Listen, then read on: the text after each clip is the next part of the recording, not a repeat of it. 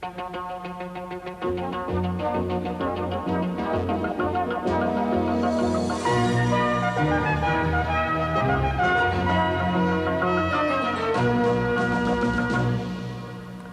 this is the BBC World News from London, and I'm John Humphreys. The headlines on Tuesday, the 5th of August. Commonwealth leaders have agreed to tough sanctions against South Africa, but Britain has refused to join them. Oil prices are rising after OPEC agreed to cut production.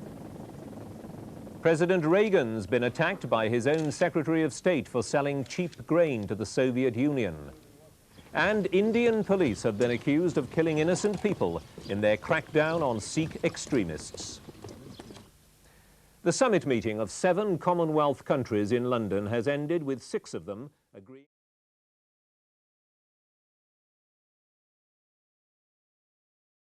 The new high-profile Punjab police have certainly had their successes. But the police themselves admit that these sort of operations can heighten the frustration of young Sikhs and even create more terrorists. Dr. Mahathir may find he has to modify his economic policies, especially those which favour the Muslim Malays at the expense of the Chinese and Indian communities, if he is to lead a united country out of its recession. Well, I have Alex Kirby on the line now. Alex, what's the latest situation? We know that the Egyptians and the Israelis are talking at a hotel the other side of Cairo at the moment. We think with the Americans. We've been told by the head of the State Information Service here that there has been progress today, but that there are still differences. If there is an agreement, what form will it take? Just a straight handover?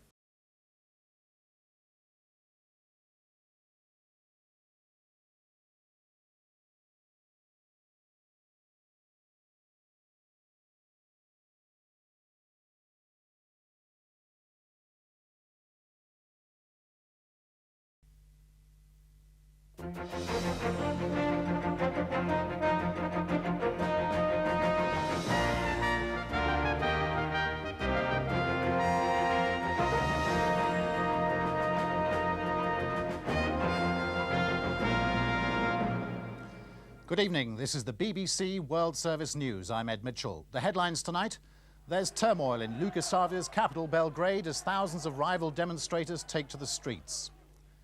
America's Secretary of State, James Baker, arrives in Israel hours after troops shoot dead 6 Arab gunmen. OPEC oil ministers meet for the first time since the Gulf War. Production and prices are on the agenda. And the refugee children of Albania, alone in a strange new land. The Yugoslav capital, Belgrade, has been in ferment for a 3rd successive day.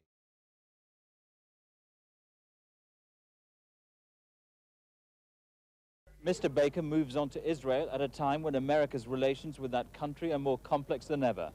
Israel's restraint during the war clearly leaves it in a strong position. Todor Zhivkov says the trial is a farce. The charges are petty. Put the whole party in the dock, he says. I want a political trial. For the past year, Britain has been saying that it wants at least 1,000 Vietnamese to be repatriated every month. But that's proved to be just a pipe dream. That's the BBC World Service News on Monday, the 11th of March. From me, Ed Mitchell, good night.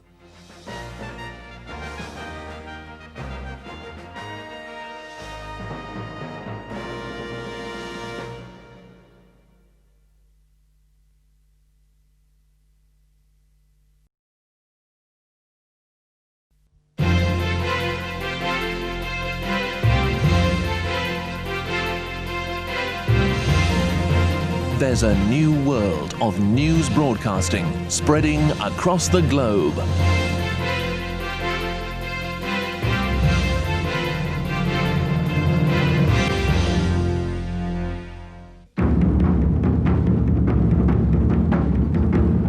BBC World Service Television, a major news source of international news and information.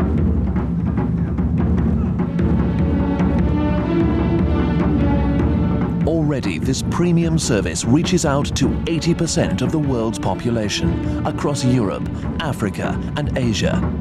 News on the hour, every hour. Global news from a dedicated news team, combining television with the experience of World Service Radio. Your rally tonight is on peaceful protest. are largely out in this area. The security forces know their respite may be short. The looters are... A world service with unparalleled international influence. Ловили. BBC лучше всего. BBC? Yes, very fine service, and thanks a lot. I'm afraid I have to admit that the BBC has everybody beaten.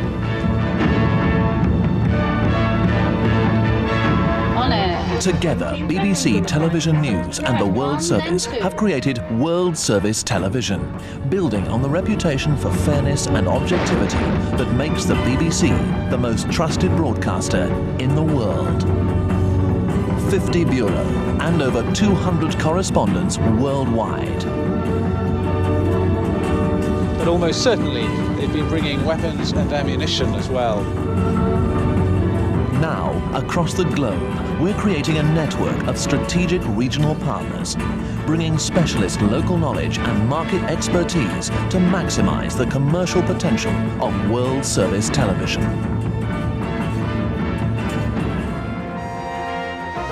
International news bulletins round the clock.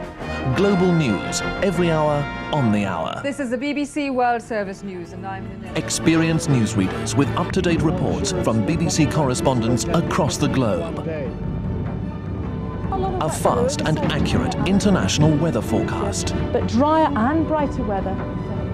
The latest information and market movements from the business world. Closing slightly higher thanks to some heavy sales of the Japanese yen. A summary of the news headlines. And then a major current affairs program leading back up to the hour and another bulletin of international news.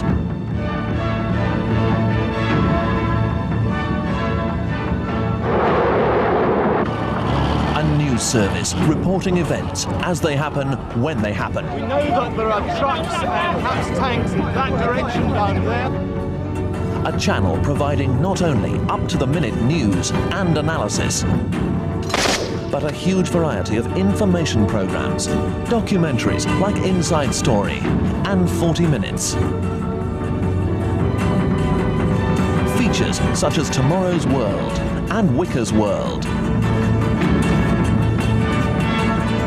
And lifestyle programs from Top Gear and the holiday program to the clothes show.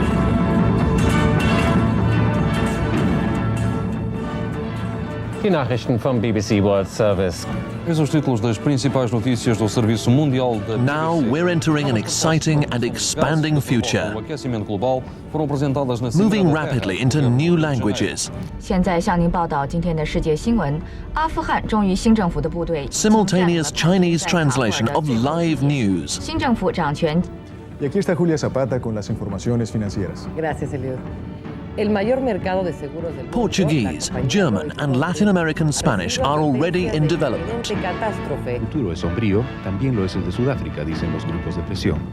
Language options are a key element in our strategy of regional partnership.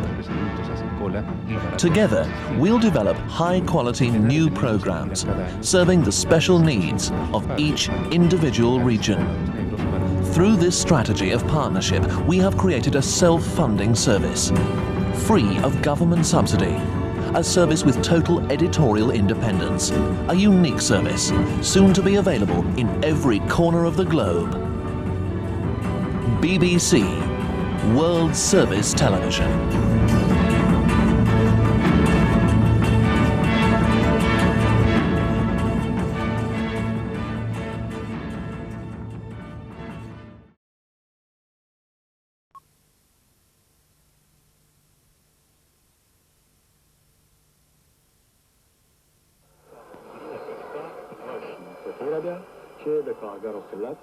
Listening to the World Service has become part of the world's daily ritual. 140 million people around the globe tune to London. Even the Taliban militia trust its voice.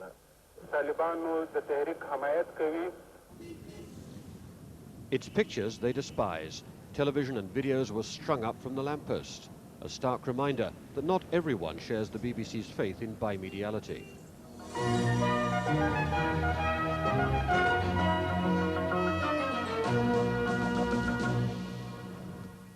Hello, this is the BBC World News from London, and I'm John Humphreys. The first pilots in the 80s threw up a host of problems: editorial, financial, moral. A report on Chernobyl's refugees relaxing by the Black Sea caused uproar in the Muslim world. They couldn't cope with the bikinis. Transferring the authority and acceptability of Bush House to television was never going to be easy, especially when it meant blending two mutually suspicious newsrooms. Not until 1990, with the Gulf War looming, were any practical steps taken. John Ramsland from Bush House was put in charge of words. John Exelby from TV Centre was told to manage its meagre resources. They had to be on the air in 3 months. We had no money, we had no staff, we had no studios, we had no idea except bits of blank paper. And they said, we want you on the air with half an hour in the middle of March. And we said, OK, we'll go for it. We were those kind of people. And we found a few problems early on with his lack of knowledge of telly. I mean, he thought ENG was something to do with checking whether your heart was working all right. And I thought Burkina Faso had been signed by Wimbledon, but we found our way around these kind of problems.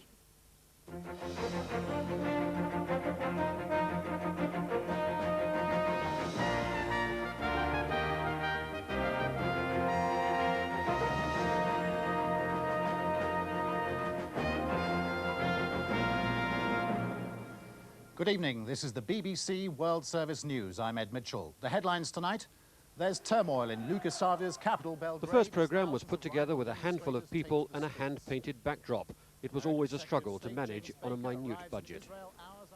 We had 6 people on, a day on and day off, on a 7-day fortnight, and it was very exciting those days. We had 1 half-hour programme which went out in the evening, and we all went home in the evening after that and switched the lights off.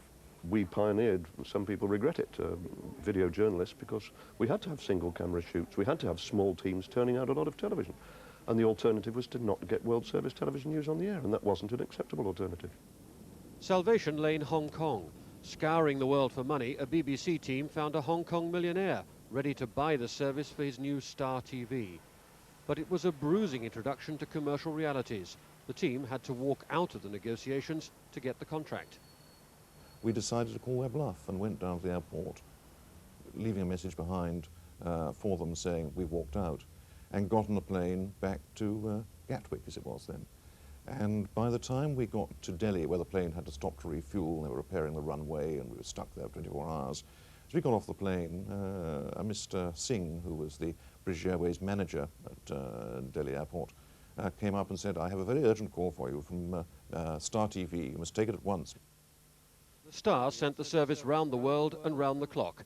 First into Asia. 2.7 billion people in more than 40 countries were now potential customers of the BBC's first 24-hour TV news channel. The Star deal ended with Rupert Murdoch, but new satellites kept the service in the Pacific Rim. Others carried it through Europe, the Middle East, Africa and South America. There were also tie-ups with CBC in Canada and other local broadcasters and cable systems. The next major change came in 1995. A new signature tune for a retitled BBC World introduced tailor-made programmes for a revamped European service.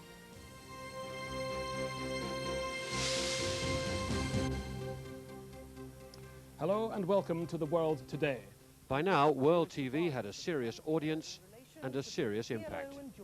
Yasser Arafat and King Hussein tried to put years of suspicion behind them with a new agreement to cooperate. I remember about a year in, there was a panorama programme that had been broadcast on BBC One earlier in the week, which we rebroadcast in India. It was an interview with John Major, and I was amazed to discover that John Major had a bigger audience in Bombay itself than he had in the whole of the UK. Where there were problems, they were at heart the same. How much uncensored news would governments permit, especially in local languages? In China, as satellites spread, a new Mandarin service reached far beyond the sophisticated English speakers.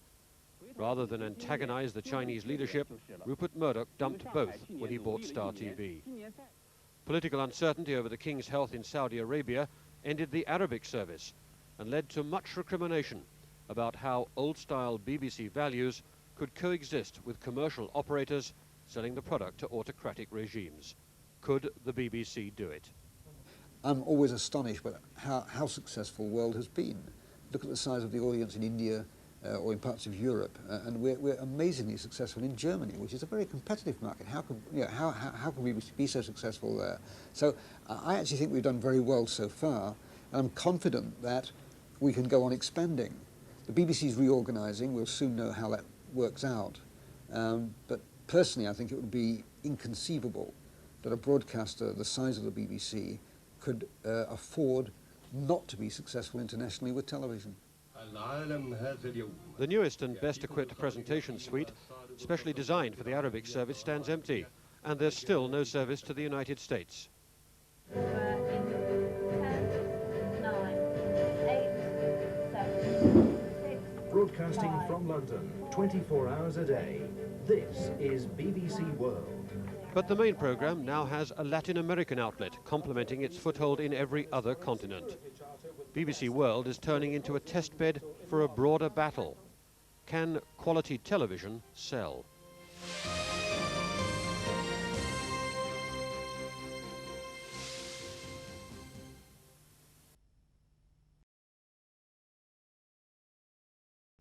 In our newsroom.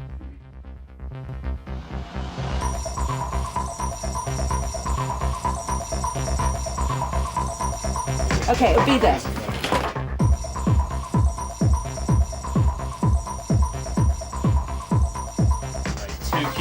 Welcome back, I'm Tim Sebastian.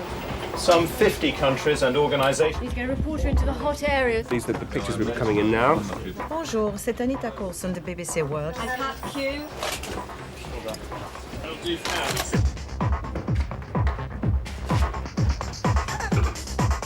Morning, Tim. Good morning, everybody. London Peace Conference on Bosnia. School starts early on news desk, 7 a.m. and 3 hours before the red light goes on. The outside world's doing just fine. Only here is the temperature rising. There are cast of thousands, inevitably.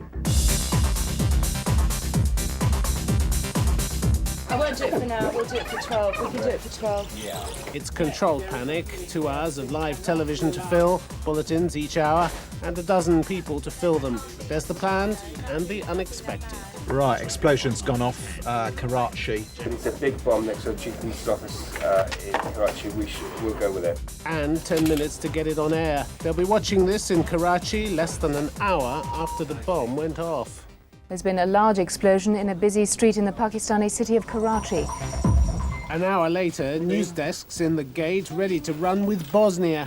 Do we have the feed up yet? It's classy stuff, half from the studio and half presented from the chilly streets of London. Well, if they want to go to war, we're pulling our money and our men out. Hello and welcome to our special election coverage live from Moscow. Over the last 2 years, News Desk and the other daily current affairs programmes have proved to be infinitely portable, picking up their beds and their autocue and heading off to present from the places that matter most. I'm Donald McCormick in Washington, bringing you live coverage of Election 96. Welcome to Delhi. Up to 590 million voters have passed judgment. I'm Philip Hayton. With only 2 hours of voting left, I'll be reporting from Jerusalem. Behind me, the Brandenburg Gate, for so long the concrete symbol of the Iron Curtain. But it's not just the set pieces that get us up in the morning. We go to events and stay with them, like the funeral of Yitzhak Rabin with Israel mourning and the world looking on.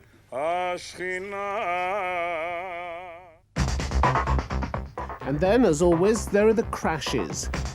A collision took place in midair over the village of Charki Dadri in Haryana province.